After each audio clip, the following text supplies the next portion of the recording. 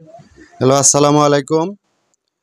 আমার ছেলে সোহেব হাসান সাহাদ, সাথে এই যে রহিম ভাইয়ের ছেলে জুনাইদ সহ আরো ৩ জন, টোটাল ৫ জন।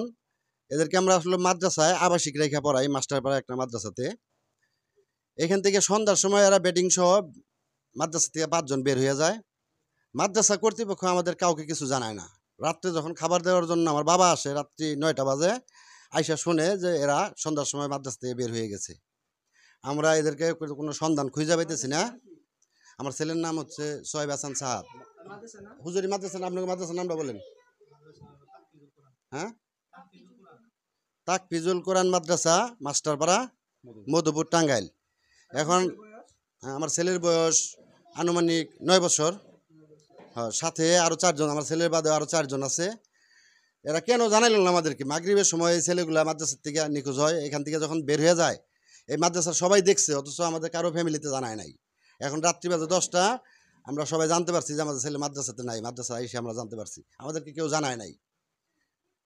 আর দয়া করে যদি কেউ আমাদের ছেলেদের সন্ধান পান, আমা- আমার ফোন নাম্বার আমি বলতেছি। আমার ফোন নাম্বারটা লিখে দিয়ে না।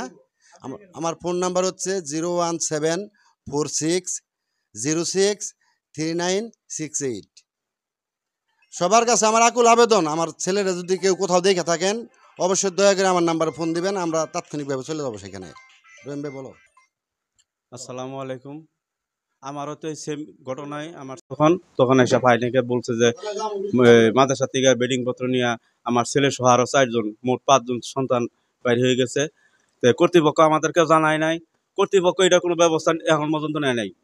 তে আমার বলার বিষয় হইলো যে ওনারা আমাদেরকে জানাইলো না কেন, আর তারাও এটা খোঁজ খবর নিল না কেন। আমরা মাদ্রাসায় আইসা তাদেরকে ঠান্ডা অবস্থায় পাইতেছি, তাদের কোনো তোড়জোড় নাই।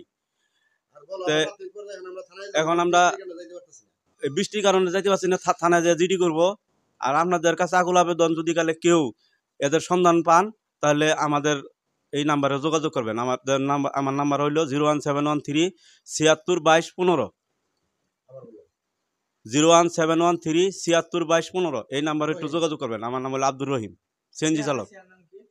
আর আমার ছেলের নাম হলো জুনাইদ ইসলাম, আর ভাইস্তার নাম হলো সোহেব